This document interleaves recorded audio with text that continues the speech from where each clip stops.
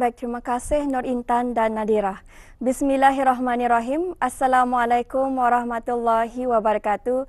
Selamat pagi dan salam sejahtera Auda. Alhamdulillah bersua kita kembali hari ini dan terima kasih atas kesetiaan Auda menyaksikan Rampai Pagi dari daerah Tutong. Jadi bagaimanakah perkabaran Auda hari ini?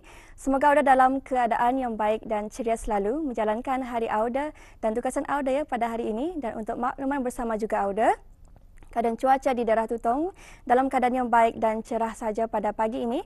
Jadi didoakan semoga segala urusan yang Auda hendak lakukan pada hari ini akan dipermudahkan dan dilancarkan selaras dengan apa yang Auda harapkan. Auda seperti biasa dari daerah Tutong hari ini akan mengongsikan antara makluman semasa mengenai acara yang akan berlangsung di daerah Tutong pada minggu ini, iaitu pada hari Ahad 8 Oktober 2023 akan diadakan riadah hiking anjuran daripada Majlis Perundingan Kampung Bukit Panggal, di mana riadah ini akan diadakan di trek basikal Kampung Bukit Panggal daerah Tutong. InsyaAllah akan bermula pada jam 6.30 pagi. Jadi orang ramai adalah dialu-alukan untuk menyertai riadah hiking ini bagi sama-sama lagi memeriahkan aktiviti yang dianjurkan oleh Majlis Perundingan Kampung Bukit Panggal dan apa yang diharapkan agar aktiviti ini akan dapat berjalan dengan lancar selaras dengan perancangan yang telah pun ditetapkan oleh pihak penganjur. Baiklah, itulah satu maklumat semasa yang kami kongsikan dan untuk seterusnya kita akan beralih untuk mengikuti satu bahan visual yang kami sediakan untuk edisi hari ini. Silakan. Lai, sudah ngayam mobile no. Jadi kan manau no dia. Ngium umbuh ya entalun untuk sarapan jadi. Oke, ikut ini. Maya ini ya entalun lah sekajap. Jari. Song, kakap. Macam ni lah gagas.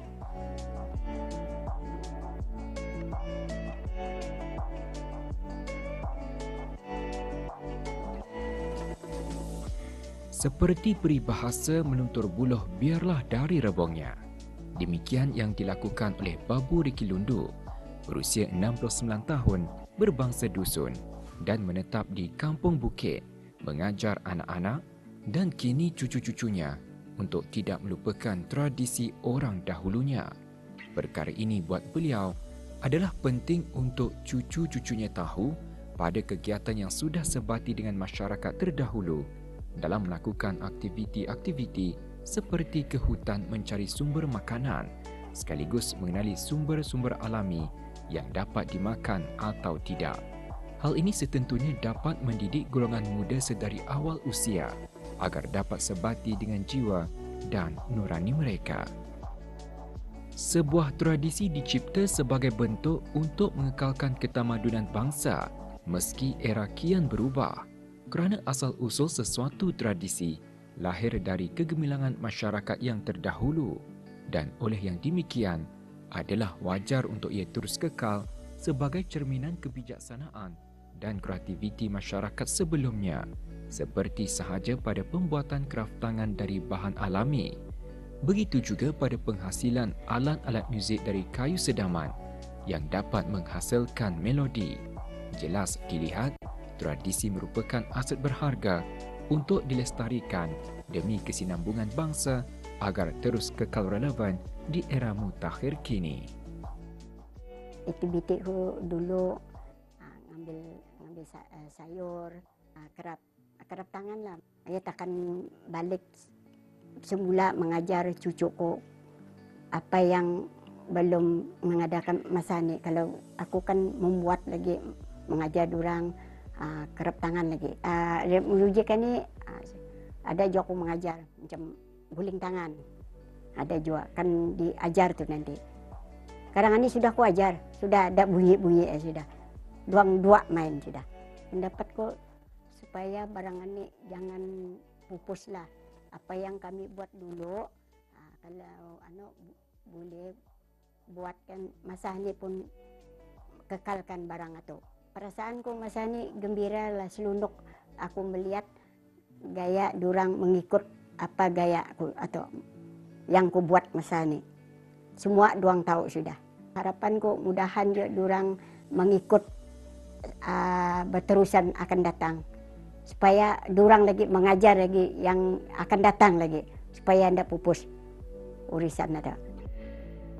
Mengekalkan warisan budaya agar tetap terjaga dan tidak punah, seperti peribahasa, tak lapok dek hujan, tak lekang dek panas. Teguh terpaut pada jiwa seorang ibu, Nur Farhana Abdullah Join, yang meneruskan didikan ibundanya pada mengasuh anak-anak mengenali akan adat budaya serta tradisi masyarakat dusun, kerana mereka inilah bakal penerus tradisi ini di masa hadapan. Sebagai ibu, saya bukan saja menggalakkan anak-anak saya untuk memperkenalkan budaya-budaya, tapi saya lebih memberitahu kepada mereka asal-usul Pok Dusun, di mana saya sendiri Pok Dusun juga, dan saya mahu anak-anak saya ingin tahu apa itu Pok Dusun. Dan maklumlah sekarang Pok Dusun kita ni dapat tahu melalui daripada festival-festival yang ada pada masa kini yang selalu diadakan di mana-mana kampung. Dan saya sendiri juga memberitahu anak-anak saya yang apa saja yang mereka lakukan di pada festival tersebut, bahawa itulah gaya dan tradisi puak tersebut. Saya ingin anak-anak saya meneruskan jejak langkah saya yang sudah ada beberapa dari generasi tersebut, iaitu dari mama dan nenek moyang saya, tahu asal usul puak dusun itu dari mana. Alhamdulillah penerimaan anak saya positif dan mereka dapat menerima budaya, apa itu budaya puak dusun dan adat tradisi puak dusun melalui gadget yang ada pada masa ini. Kan sekarang ni zaman moden, dan mereka dapat melihat budaya dan adat tradisi puak dusun itu dalam laman sesawang yang ada pada sekarang ini, sekarang zaman moden, daripada zaman dahulu, yang mana pada zaman dulu tidak ada gadget-gadget atau peralatan-peralatan yang moden yang boleh kita ni terus melihat dan tahu barang tersebut. Yang lama dikelek, yang baharu didukung. Walau kehidupan kini kian berubah mengikut peredaran zaman, namun adat tradisi lama tetap diamalkan dan diperkenalkan pada golongan muda bagi memupuk kesedaran jati diri bangsa dan kepentingan nasional agar adat tradisi tidak punah oleh pengaruh-pengaruh luar yang mungkin sahaja memberi kesan pada adat budaya dan tradisi sesuatu bangsa.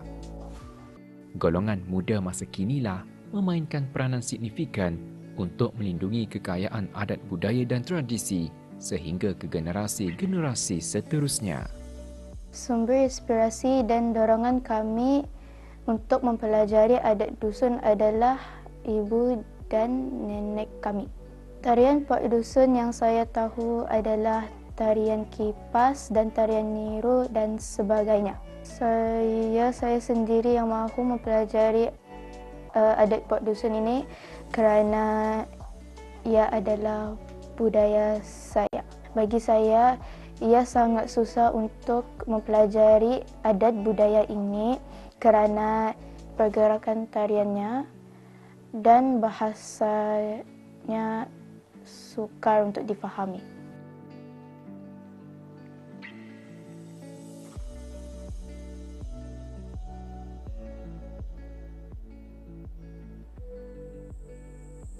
Lai, bah, makan jadi dia.